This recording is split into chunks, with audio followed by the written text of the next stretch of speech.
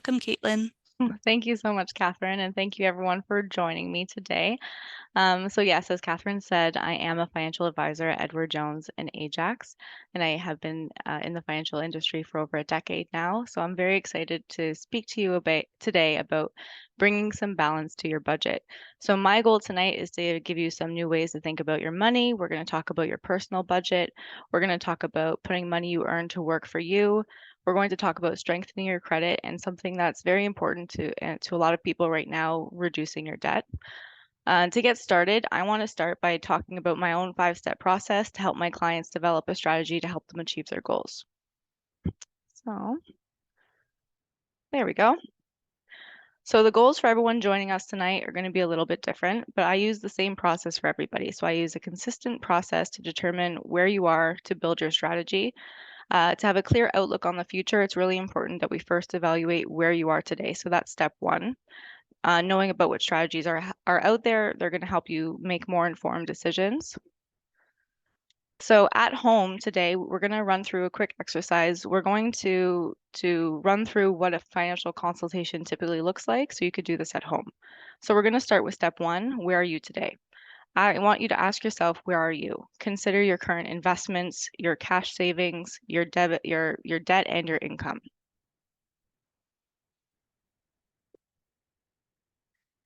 And in order to do this first step, we need to talk about budgeting. And I know that the word can make some of us cringe, but often the perception of how we spend our money and the reality of how we spend our money are very different. They're worlds apart. So it's important that I ask my clients to track their monthly budget for at least 1 month. Track your expenses, see your money in versus your money out. And the way you can do this is there's lots of tools online. There's apps you can download. There's, if you'd like, Edward Jones also has its own monthly budget worksheet I could give you.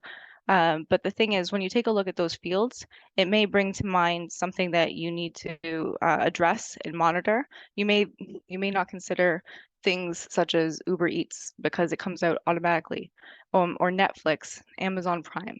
So knowing your monthly budget, it's going to let you get a handle on how much you're spending and if that reality is different from what you expected. So as we move on to the second step of the process, I want you to think about your financial goals, and I want you to think about them as specific as possible.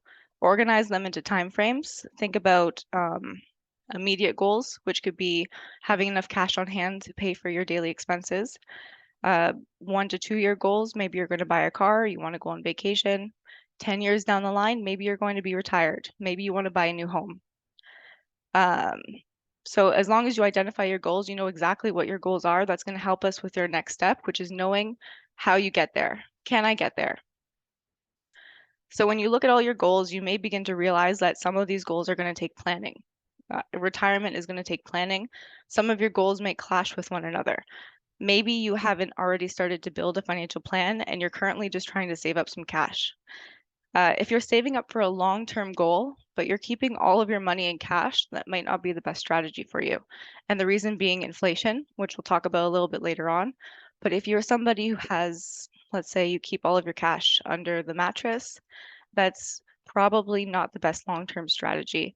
And we will go over that. We'll go over the uses of cash. So right here I have the 4 uses of cash, and I've created a little bit of an acronym for you. Because cash has its benefits and its trade-offs. It provides you for current spending needs. It could be your cushion, but when it comes to the long-term goals, I want you to keep in mind that inflation was last reported at 4.4%. So if you're just keeping your money in cash, you're not beating inflation.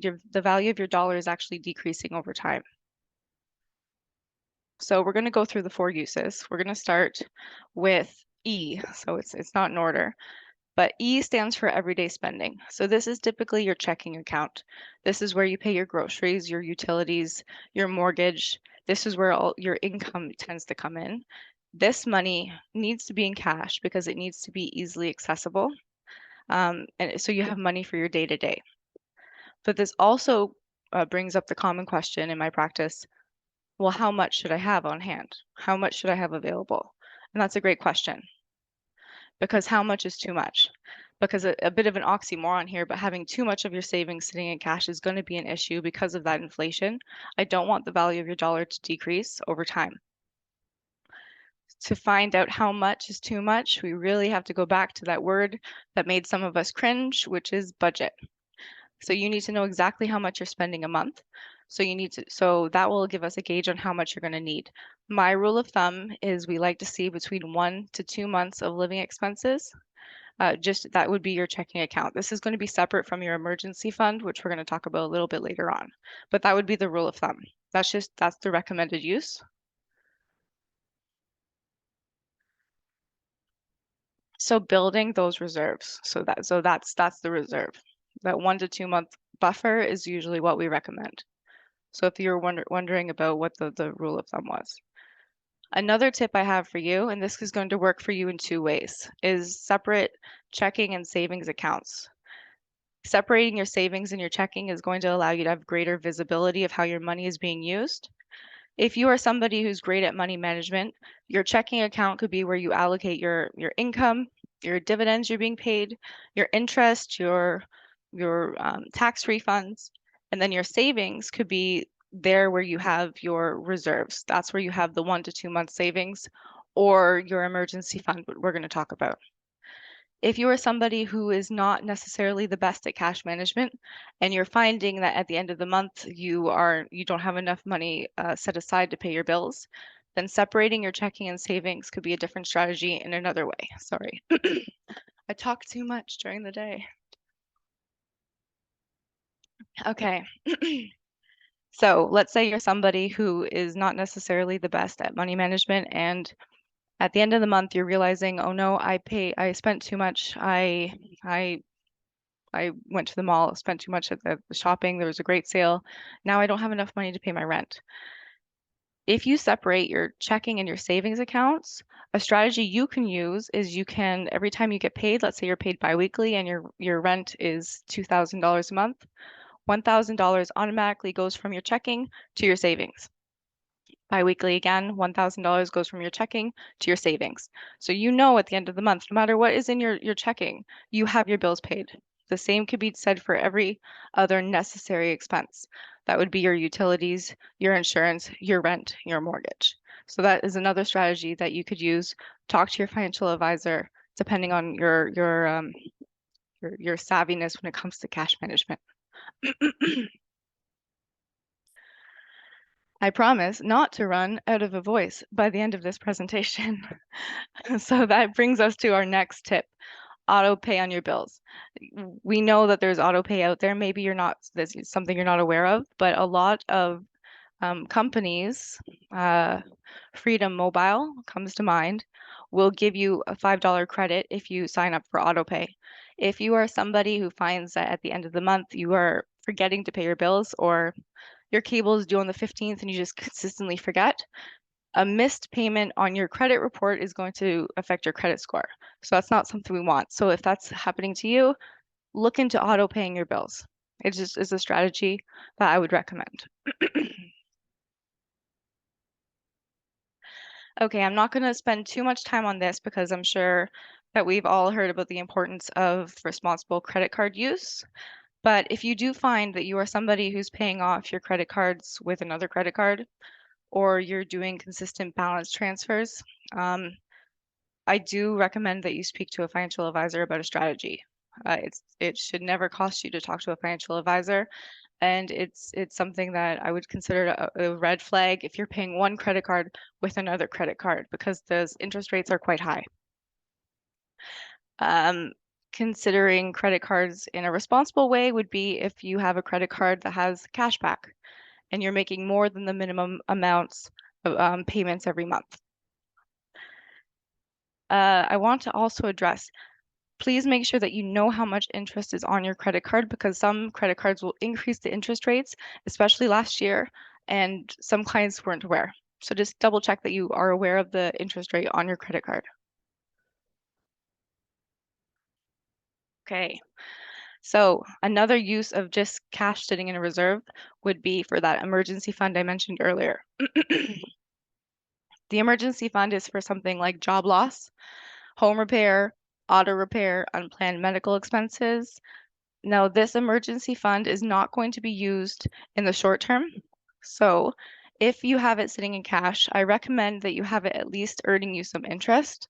Put it in a high interest savings fund, which is liquid, and you'd be able to access it anytime. It's going to at least earn you a little bit of interest because money sitting in your checking account is earning you little to nothing. The Now the rule of thumb for your checking account said 1 to 2 months of savings. For an emergency fund, we typically recommend 3 to 6. So 3 to 6 months would be for that emergency fund for your rainy day because it's not a matter of if, it's a matter of when something unexpected is going to come up. Okay, so also short-term savings goals. So this is the cash that's earmarked for a new car, a vacation, a wedding. Because you don't have a long-term time horizon, you can't invest this money. It's okay that it's sitting in cash right now. At least get some interest on it though. Like I mentioned before, a high interest savings fund. The best rates I have for an high interest savings fund now, just to give you an understanding of how it works, CI is 4.89, and for US money is 5.42. So that just so your cash that's just sitting there could at least earn you that interest in the meantime, and then when you need it, that's when you would take it out. So speak to your financial advisor, speak to your bank, see if you are able to allocate any savings into something that's going to earn you a little bit more money. And then the final use of cash is for investment, actually. So when you're at the first step of your planning and you're taking a look at where you are today and you're looking at all of your statements, you may see, oh, I already have cash sitting in my portfolio. Why? Why is this not doing anything for me? Like Caitlin said, well, the reason being it could be twofold. Maybe your advisor is uh, holding cash as a way to diversify some of your funds. Maybe you're already invested in a high interest savings fund because a high interest savings fund would be considered a cash equivalent. So that on your statement, it will be under cash equivalent. Or maybe you're doing investments strategically, like systematically. So you're putting $50 a month into a certain fund, or you're buying a stock a certain day. That would be the way. I'm so sorry, guys.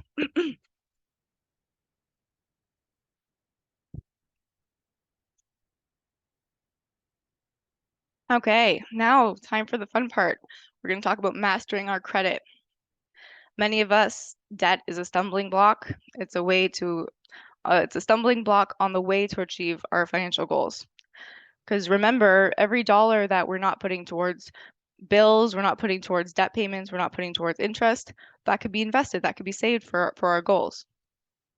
So let's talk about a common goal for a lot of people. Maybe it's a common goal for you, paying off debt. Okay, so I want you to know that debt is a necessary part of our financial picture. And surprisingly, there's good debt and there's bad debt. I want you to think of good debt as necessary and bad debt as excess. An education, a home, a car, maybe none of these will be possible for most of us without incurring some debt.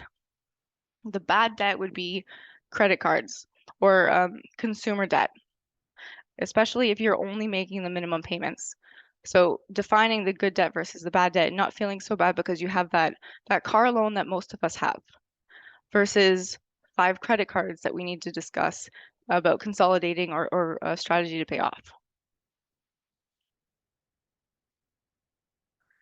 Now, many of us may not know this, but in 2009, the Credit Card Act passed with many helpful regulations. On your credit card statement, it should tell you um, how long it's going to take to get rid of your credit card if you only make the minimum payments with no increase to your debt. So on your statement, that should be outlined for you. So if that's something you were trying to calculate at home and you weren't aware of, take a look at your statements because in 2009 that act passed. It will help you get a handle on things and make sure you're aware of your current interest rate, as I mentioned. Staying on top of your credit card and other payments is one of the key ways to maintain your good credit. So as you can see here, if you only make the minimum payment, you're going to pay off your balance in 8 years. You're going to pay an estimated total of $2,785 versus paying a little bit extra, 62, 3 years, and a savings of 553.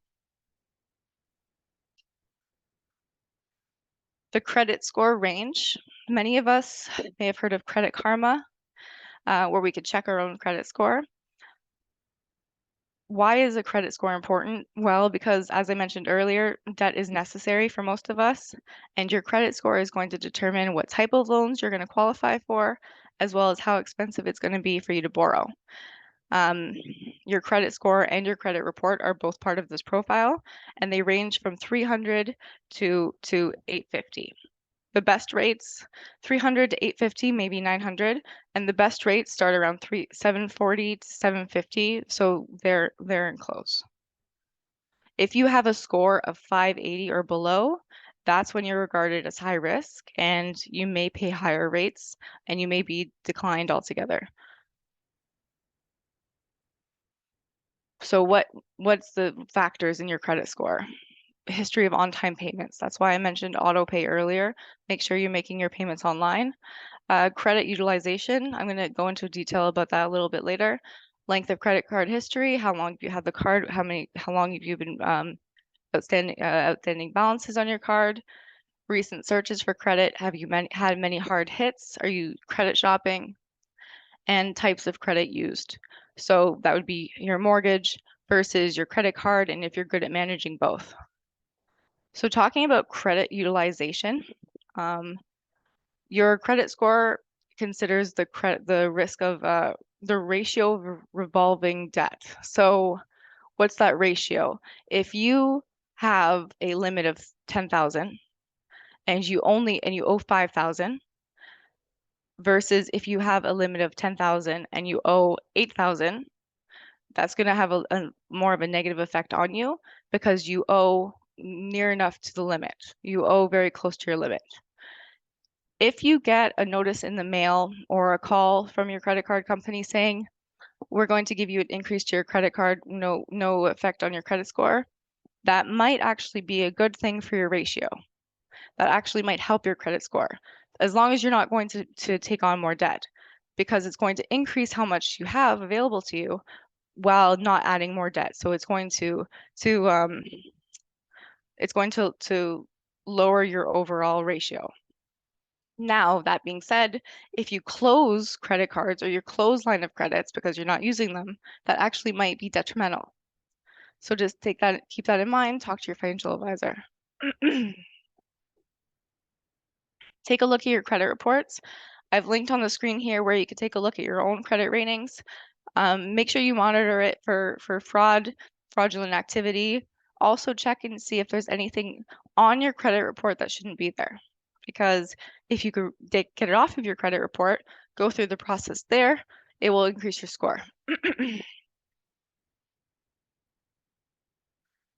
So now we can talk about some debt consolidation and payoff strategies.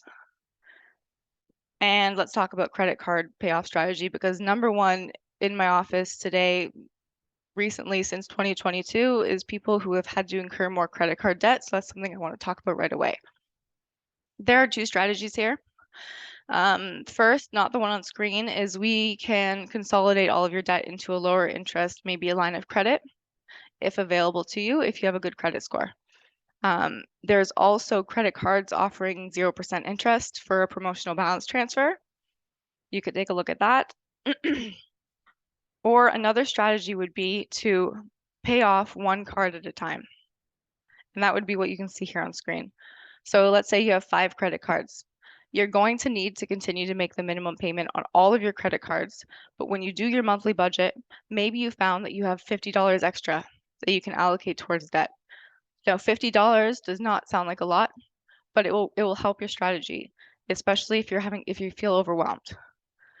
So I'm not sure if you can see my mouse moving here, but if you put that extra $50 to credit card one, you're now paying $75 off of credit card one. You're continuing to make the minimum payments on the other credit cards. Once credit card one is done, you can move on and add that additional $75 that you were allocating to credit card two to credit card one onto credit card two. So now that is a way for you to just slowly and surely Make sure that you're paying off one credit card after another credit card after another. It's a way for you to get organized and make sure you feel on top of things. Now, shifting away from credit cards, we're going to talk about refinancing our mortgage. So you may ask yourself, is now the right time to refinance your mortgage?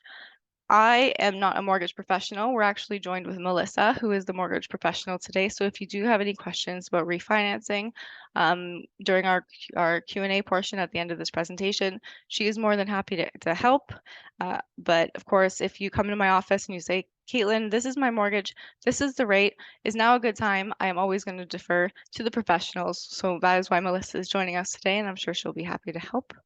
And it is a strategy that may work best for you, especially if you are in a lot of debt. So that's something that she would do a discovery call with you and talk and see if there's a good strategy for you there. Okay, so we're on to our last step, reviewing your strategy.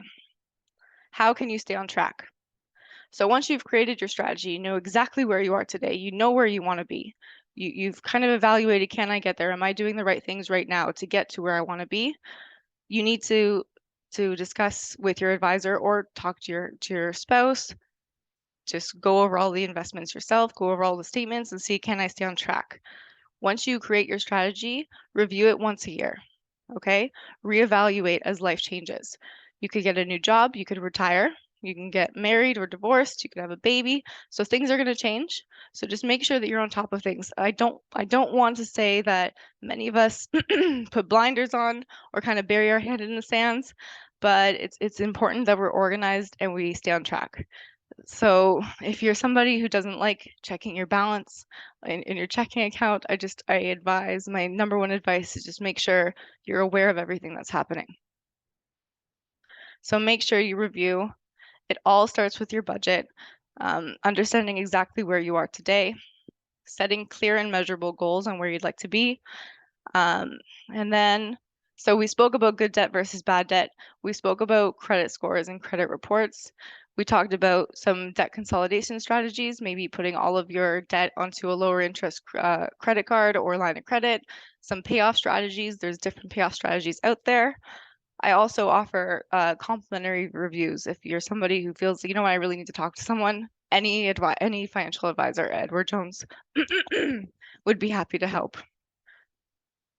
So that being said, as my throat is very dry, we're going to open it up to Q&A. So I will